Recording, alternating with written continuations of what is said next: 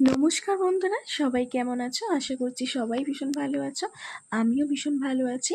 তো আজকে তোমাদের এই যে মেকআপটা যেটা করেছি, তো সেটাই তোমাদেরকে পুরো স্টেপ বাই স্টেপ আমি দেখাবো। এই যে মেকআপটা তোমরা দেখছো, এটা কিন্তু 3.5 ঘন্টা জার্নি করে যখন আমরা বিয়েবাড়ির স্পটে গিয়ে পৌঁছাই, তখনও কিন্তু মেকআপটা অ্যাজ ইট ইজ একই রকম ছিল।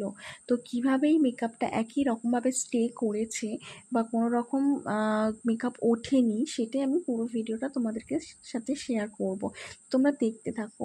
তো এটা ছিল আমার মাসির ছেলের বিয়ে। তো আমাদের বাড়িতে সবাই চলে এসেছিলো। আমার ছোটো মামার এটা ছোটো মেয়ে, আর মাসির মেয়ে, দিদির মেয়ে সবাই এসেছিলো। তো সবাই আমাদের বাড়ি থেকে রেডি হয়ে গেছিলো। তো আমি ফার্স্ট ওর মেকআপটা স্টার্ট করি। তো ফার্স্টে ওকে শাড়িটা ড্র্যাপিং করে নেওয়ার পর ওর ফেসটাকে ক্লিন করে আমি টোনার অ্যাপ্লাই করে নিয়েছিলাম। দেন ওটা অ্যাবসর্ব হতে টাইম লেগেছিলো। তার মধ্যে আমি ওকে জিজ্ঞাসা করেছিলাম কি ওর কেমন লুক পছন্দ বা কেমন মেকআপ ও পছন্দ করে, সেটার আমি একটা জাস্ট ওর রিকোয়ারমেন্টটা জেনে নিয়েছিলাম যে কীরকম বেস করলে, কেমন আই মেকআপ, কেমন লিপস্টিক হেয়ারস্টাইল করলে ওর ভালো লাগবে। তো সেটা ওর কাছ থেকে আমি জেনে নিয়েছিলাম। দেন শোনার পর আমি আমার কাজটা স্টার্ট করে দিয়েছিলাম। তো ওর ওপিনিয়ন বলে দিয়েছিল কি ওর একদম ন্যাচারাল এলিগেন্ট একটা লুক চাই, আর খুব উগ্র না, আর আই মেকআপটা হালকার উপর হবে, লিপস্টিকটা মেকআপের মতো, যেটা ভালো লাগবে। আর তারপর আমি ওর মেকআপটা করার জন্য ওর বেসটাকে টোনার দিয়ে ক্লিন করে নেওয়ার পর ওয়াটার ময়েশ্চারাইজার দিয়েছিলাম, যেটা গরমের জন্য আমাদের স্কিনের জন্য খুবই উপকারী। তো দেন তারপর আমি দিয়ে দিয়েছিলাম ওর ফেসের মধ্যে প্রাইমার, যেটা অনেকক্ষণ ওর মেকআপটাকে হোল্ড করে রাখতে সহায়তা করবে। তো তারপর স্কিন কারেক্টিং করে নেওয়ার পর আমি অ্যাপ্লাই করে নিয়েছিলাম ফাউন্ডেশন। তো ওর ফাউন্ডেশন আমি ইউজ করেছিলাম।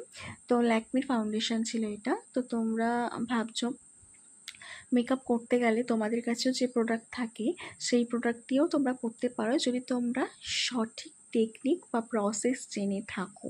সবসময় যে তোমাদের ইন্টারন্যাশনাল ব্র্যান্ড, তোমরা যদি মনে করো প্রফেশনালি সব কিছু থাকলেই মেকআপ সুন্দর হয়, এরকম কিন্তু না। হ্যাঁ, অবশ্যই সুন্দর হয়, কিন্তু তোমাদের কাছে যেটা থাকে সেটা দিয়েও সুন্দর হয়, সেটা যদি তোমরা সঠিকভাবে অ্যাপ্লাই করতে পারো। আমি কিন্তু সমস্ত কিছু প্রফেশনালি ইউজ করেছিলাম, কিন্তু ফাউন্ডেশনটা ওর যেটা ছিল আমি সেটাই অ্যাপ্লাই করেছিলাম।